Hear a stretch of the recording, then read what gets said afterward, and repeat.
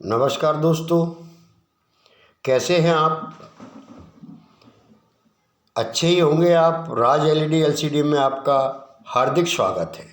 दोस्तों, आज हम बहुत ही शानदार टॉपिक पर बात करने वाले हैं और आज बताने वाले हैं हम आपको कि सिंगल कॉप का जो पैनल आता है सैमसंग का, वो लगभग 70% सेटों में आता है और हमें CKV का सामना करना पड़ता है।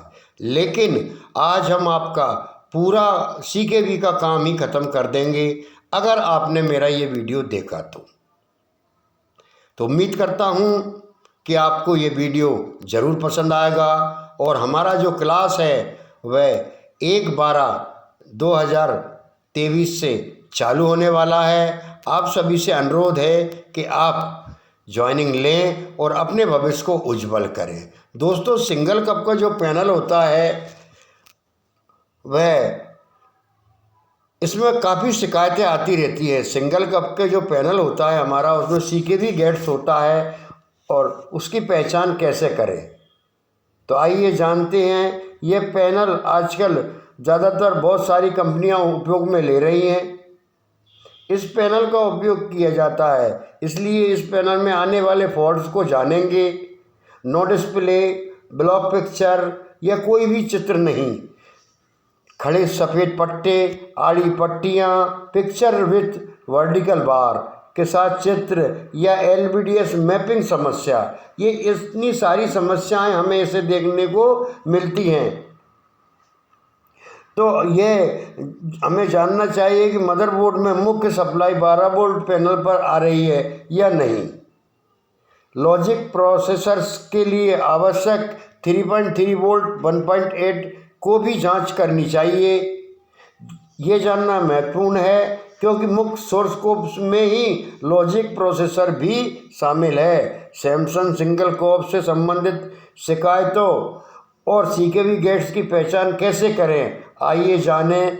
यह पैनल आजकल ज़्यादातर बहुत सारी कंपनियां उपयोग में ले रही हैं। इस पैनल का उपयोग किया जाता है, इसलिए इस पैनल में आने वाले फॉल्ट्स को जानेंगे। नो डिस्प्ले और ब्लॉक पिक्चर या कोई चित्र नहीं, सफ़ेद आड़े पट्टे, आड़ी पट्टियाँ और पिक्चर वर्टिकल बार के साथ मैपिंग समस्या, ये सब फॉल्ट हमें देखने को इस पैनल में मिलते हैं। इसकी सप्लाई मुख्यतः 12 वोल्ट आ रही है या नहीं आ रही है। लॉजिक प्रोसेसर के लिए आवश्यक 3.3 वोल्ट है कि नहीं, 1.8 की जांच करना चाहिए हमें। सबसे पहले ये ज़रूरी हमारे लिए हो जाता है। अब आपको जो चित्र हम दिखा रहे हैं, जैसा कि ऊपर के चित्र में छवि में दिखाया गया है कि सबसे पहले नो डिस्प्ले या कोई चित्र नहीं है, तो यह जांच की जानी चाहिए कि AVDD को ग्राउंड से, VGH को ग्राउंड से, VGL को ग्राउंड से संबंधित सभी तरह से मीटरों से कूल टेस्ट करना चाहिए। PF या डायोड शॉर्ट की जांच करनी चाहिए। मीटर में कोई लो किलो ओम्स नहीं दिखाना चाहिए। अगर दिखता है तो इसका मतलब यह है कि PF फेल हो गया है। PF चेक करते समय फेल हुए PF को बदलें और इसके स्थान पर दूसरे PF लगा दें, क्योंकि हमें यह बहुत ज़रूरी चेकिंग हमारी होती है। आइए आगे देखते हैं।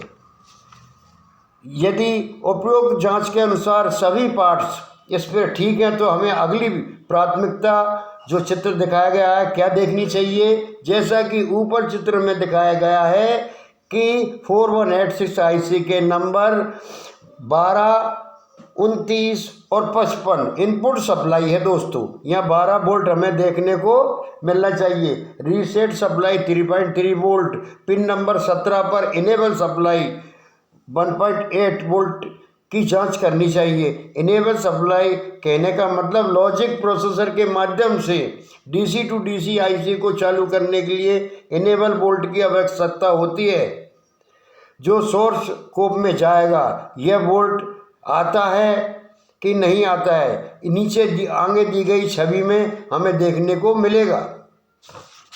जैसा कि आप देख रहे हैं, ऊपर तीर मार्क रखा हुआ है।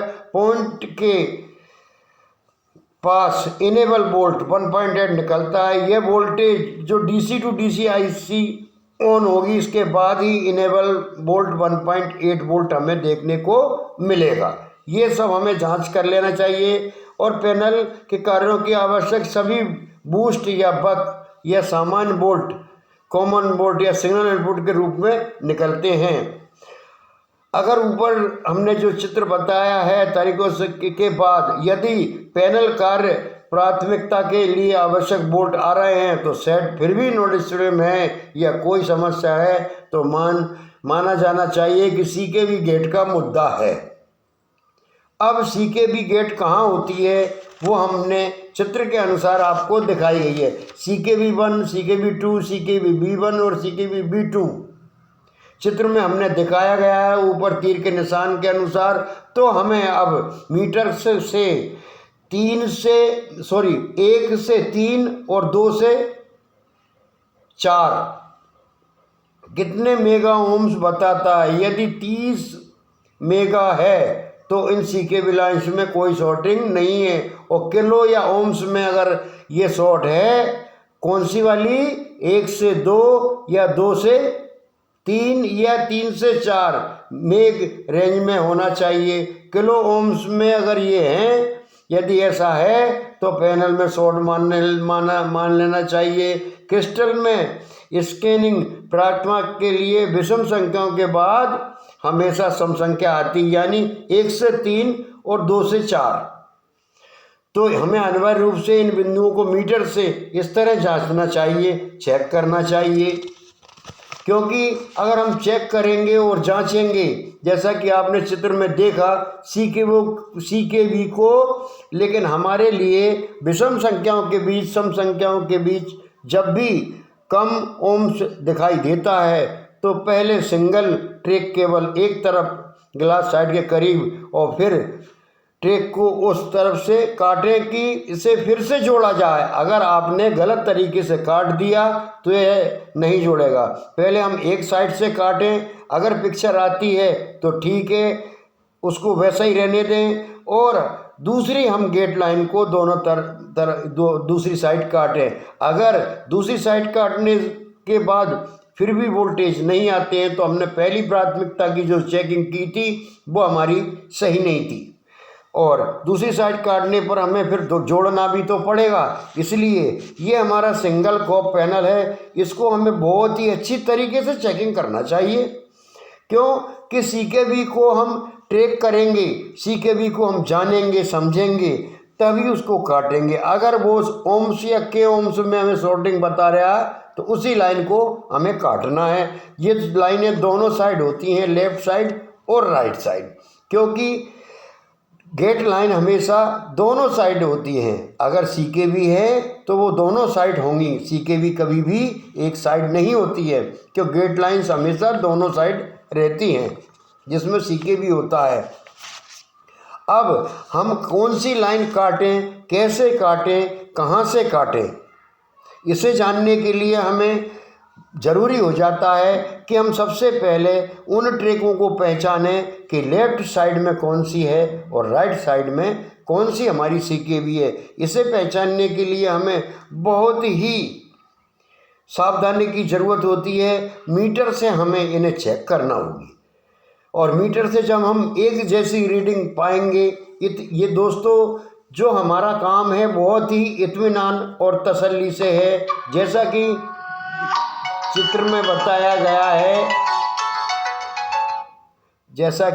बताया गया है, लेफ्ट साइड और राइट साइड मार्क के द्वारा हमने बताने की कोशिश की है कि सीकेबी सोर्स को के पास दोनों तरफ से कैसे काटना है। ये ऊपर आपको 2 छवियां हमने दिखाई गई हैं, इसमें बहुत ही आसानी और सावधानी से काटना है, क्योंकि काटने के बाद हमें जोड़ना भी है। सीकेबी गेट कोई कमी नहीं है, डीसी टू डीसी में सभी आवश्यक इनपुट वोल्टेज हैं। स्केलर बोर्ड में भी कोई घटक विफलता नहीं है, तो मीटर के साथ कोल टेस्ट भी आउटपुट वोल्टेज सही है। आपको इसका मतलब ये कि हमको इसको कोल टेस्ट करना चाहिए।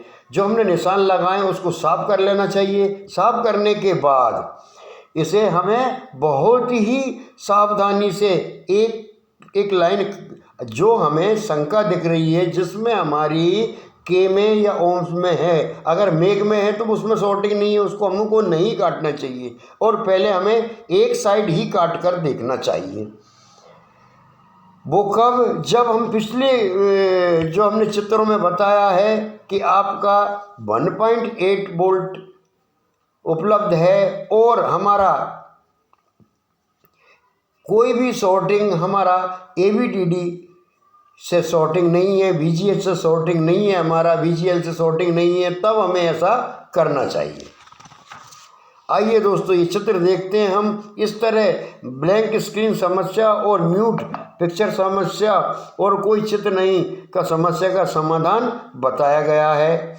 हमें यहाँ एक रेजिस्टेंस जो आती है उसको चेंज करना होगा। ये 41 ओम्स की रेजिस्टेंस को हमें चेंज करना होगा। आइए अब आगे देखते हैं कि यह समस्या अगर है ब्लैंक, तो जैसे चित्र आप देख रहे हैं, आगे का चित्र मैं आपको थोड़ी देर बाद दिखाने वाला हूं। उस चित्र के विषय में आपको बता देता हूं कि CKV लाइन्स हमेशा कभी भी हम एक साइड काट के नहीं देख सकते, दोनों साइड काटना पड़ती है और काटेंगे तो अच्छी तरह से उसको जोड़ना भी पड़ेगा। जब अच्छी तरह से हम माइक्रोस्कोप से जोड़ेंगे, काम करेंगे, तो ये हमें बहुत ही आसानी से ये जुड़ जाती हैं। आपको काटने जोड़ने का प्रयास हमारी ट्रेनिंग में बिल्कुल दिया जाता है। देखिए दोस्तों इस चित्र को, जब यह समस्या होती है जैसा कि आप चित्र में देख रहे हैं, तो हमें दोनों साइड, जैसा कि ऊपर चित्र में दिखाया गया है, तो सबसे अधिक बार ऐसा होता है कि जब एक तरफ से CKV गेट कट जाते हैं तो गिलास में हर बार आंतरिक शॉर्ट हो जाता है। इस तरह की समस्या तब हो सकती है जब CKV गेट कट जाते हैं, DC to DC IC तक ठीक से कनेक्शन नहीं पहुंच पाता। इस समस्या को पैनल में शॉर्ट हो रहा है, ये शॉर्टिंग के रूप में हो जाता है। तो VGH फीडबैक के संबंधित H1 या H11 पथ में थर्मिनल को हटा के, जो आपको बताया गया है निशान में, वोल्टेज संदर्भ प्रक्रिया को DC से DC IC सुरक्षा सर्किट विधि की प्राथमिकता के लिए यदि अवरोधक के साथ संशोधन किया जाता है तो कुछ VGH और VGL वोल्टेज भिन्न होंगे और इस समस्या को ठीक किया जा सकता है। जब CKV गेट्स को काटने के बाद यह समस्या होती है तो सभी कट पॉइंट को कांच की तरफ ग्राउंड से बारी बारी से जोड़कर देखना चाहिए। यानी जब हम ये काट देते हैं तो इस समस्या को, अगर हमारे साथ ये समस्या फिर भी आती है तो हमें जो कटे हुए भाग हैं उसको ग्राउंड से हमें सेट करना चाहिए। ये ऐसा हम क्लास में हमारी में इस पैनल को कई बार सही करके हमने दिखाया है और हमारा ट्रेनिंग हर एक तारीख को चालू होता है। दोस्तों पैनल का सबसे बड़ा ज्ञान अगर कहीं मिलता है तो वो राज LED LCD के पास मिलता है। क्यों कि हम आपको क्लियर ये बताएंगे कि कौन सा पैनल सुधरेगा, कौन सा पैनल कितने दिन तक चलता है और कौन सा पैनल नहीं सुधरेगा। इसकी जानकारी हम आपको पूरी ट्रेनिंग के अंदर देते हैं।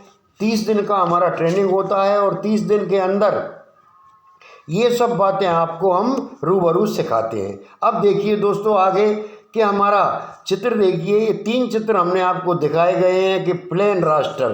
तो प्लेन रास्टर इसमें कहाँ से आता है, तो जो जैसा कि हमने सफ़ेद चित्र प्लेन रास्टर और ध्वनि ठीक समस्या के साथ जब सेट हमारे पास आता है तो सबसे पहले हमें पैनल के स्केलर बोर्ड से संबंधित सभी बोल्ट आ रहे हैं या नहीं। यदि सभी बोल्ट आ रहे हैं तो पिन नंबर 46, जैसा कि हमने ये एरो से बताया गया है, पर 4186 IC से उपरोक्त छवि 6 वोल्ट में दी गई है। यहाँ हमको 6 वोल्ट नापना चाहिए। यदि बीकॉम वोल्ट अच्छा है तो हमें फिर आगे जो गोल चिन्ह किया गया है इसमें, जैसे कि आप देख रहे हैं ये गोल चिन्ह हमने बताया गया है, यहाँ पे ABDD और HABDD को भी हमें चेक कर लेना चाहिए। तो ये समस्या हमारी दूर हो जाती है। हमें यह 3 वोल्ट चेक करना अति आवश्यक होता है। इसलिए अगर हमने मीटर के साथ इनको चेक करना चाहिए, इनकी कंटिन्यूटी देखना चाहिए। दोस्तों, वीडियो में हम इतना ही बता सकते हैं। अधिक जानकारी के लिए आप हमारी ट्रेनिंग को ज्वाइनिंग कीजिए और पूर्ण रूप से आप LED LCD के मास्टर बनिए। मात्र 30 दिन में पूरा बेसिक कॉन्सेप्ट आपका पूरा किया जाता है और इस बेसिक कॉन्सेप्ट के लिए आपको मात्र 30 दिन ऑनलाइन ट्रेनिंग में रहकर हमसे काम सीखना बहुत ज़रूरी है। अगर आपने हमसे काम सीखा तो ये मानिए कि आप एक मास्टर बन जाएंगे। दोस्तों, हमारा वादा है आपसे कि अगर आपने हमारे इंस्टीट्यूट से ऑनलाइन ट्रेनिंग ली तो आप कुशल कारीगर ज़रूर बनेंगे। दोस्तों, अब आगे का एक चित्र हम आपको दिखाने जा रहे हैं। ये देखिए दोस्तों, इस चित्र में पिन नंबर 4, इसमें हमें खड़ी पट्टियां नज़र आएंगी कि समस्या के साथ चित्र में CKB गेट को DC से DC IC तक ठीक से नहीं जा पाता। यदि ऊपर चिन्ह राउंड के अनुसार हमने जो बताया आपको, जो राउंड आपको दिख रहा है उसके अनुसार 4186 IC के पिन नंबर 4 से गुजरने वाले अवरोधक को हटा दिया जाता है, जिसमें जो पिन नंबर 4 पर जो कंपोनेंट्स लगा जाता है उसको हटा दिया जाता है तो DC से DC IC तक एक सीटी जैसी ध्वनि आती है। IC की समस्या पर विचार किया जाना चाहिए और नई IC लगाने के बाद अनिवार्य रूप से राउंड मार्क रेजिस्टेंस होल्डर की जानी चाहिए। अगर इसको अगर हम हटाते हैं और सीटी की आवाज़ आती है तो मान लेना चाहिए कि हमारी IC ख़राब है और इस IC को रिप्लेस करके और हमें फिर इस रेजिस्टेंस को वापस लगा देना चाहिए।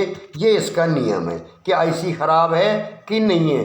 ये हमें चेक करने के लिए हमें पिन नंबर 4 पर जो कंपोनेंट्स लगा है उसको हटाकर चेक करना चाहिए।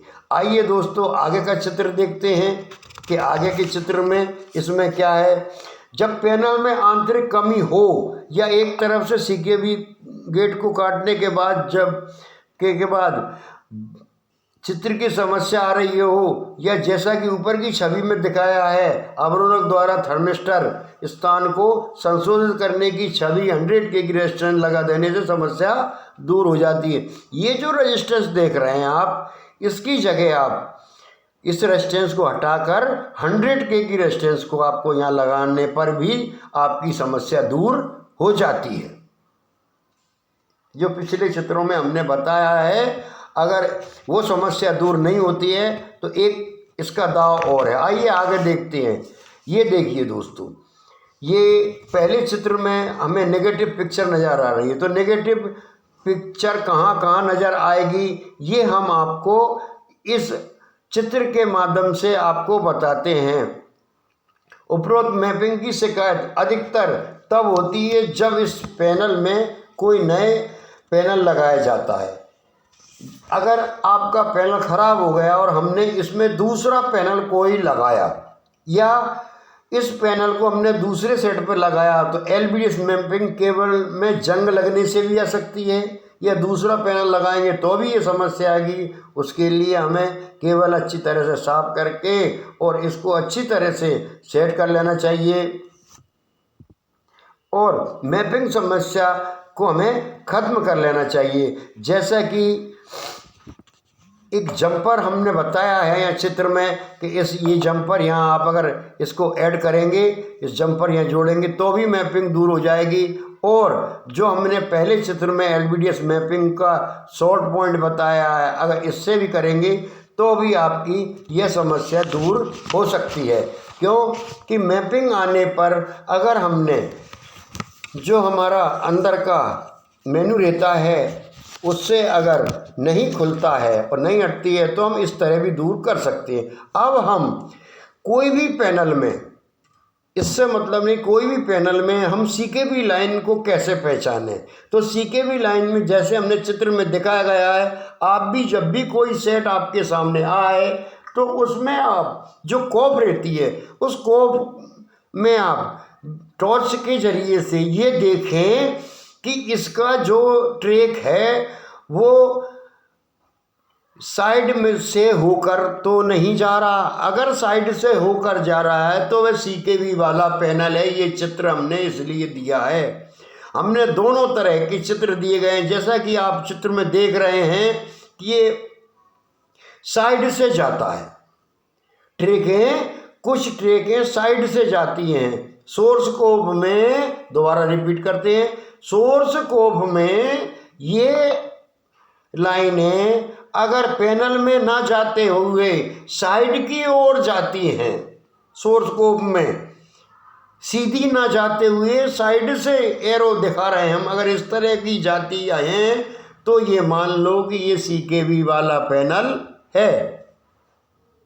और हमेशा CKV लाइन, चाहे आपका सिंगल कोफ का पैनल हो, चाहे आपका डबल कोफ का पैनल हो, CKV लाइन हमेशा आखिरी कोफ के आखिरी साइड में होती हैं, दोनों साइड। ये हमें गांठ बांधकर ध्यान रख लेना चाहिए। और इसकी पहचान के लिए जो हम आपको ऊपर चित्र दिखा रहे हैं, इस चित्र के अनुसार CKV लाइन को पहचानना होता है।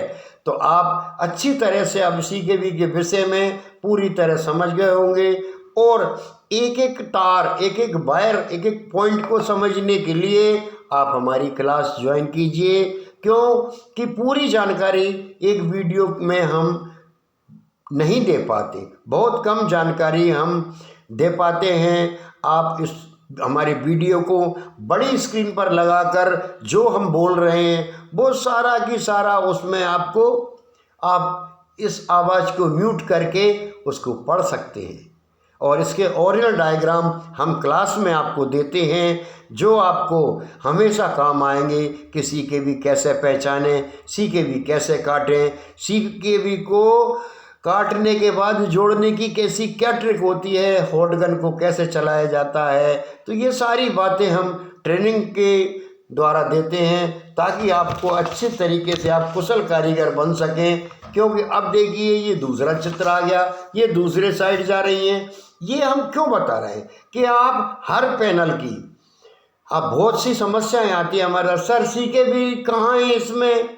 अरे एक ट्रिक समझ में, दिमाग में बैठा लो कि दोनों साइड थोड़ी आंख खोलकर और प्रकाश को अच्छा करके टॉर्च के जरिए से हम देखें कि साइड में कांच के जरिए से जो भी लाइन जाएगी वह CKV लाइन होगी।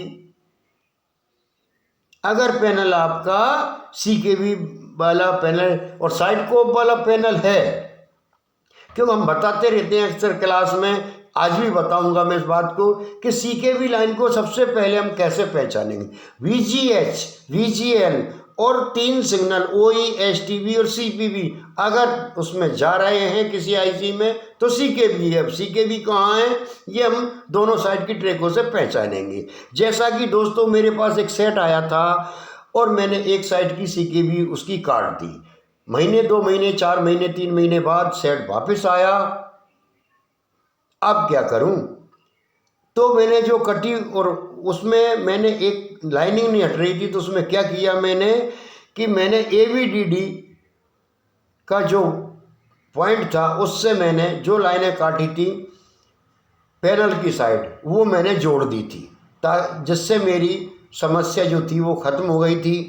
अब दूसरी साइड की मुझे सेट जब 3 महीने बाद आया तो मुझे सेट बंद मिला। मैंने फिर उसको काट दिया, मगर सेट के वोल्टेज तो आ गए लेकिन सेट चालू मेरा नहीं हुआ। तब मैंने इसका ABDD हटाकर इसको चालू किया तो इसकी शॉर्टिंग दूर हो गई और ये सेट फिर चालू हो गया। ये मैंने आपको ये सेट में दिखाया गया है। क्यों कि हमारी शॉर्टिंग जो है एक दूसरे की CKV पर होने पर आती है, कार्बन आ जाता है। जब ये हमने जब ABDD दिया और कुछ समय शॉर्ट चला, सेट चला, तब ये हट गई। आज वीडियो में इतना।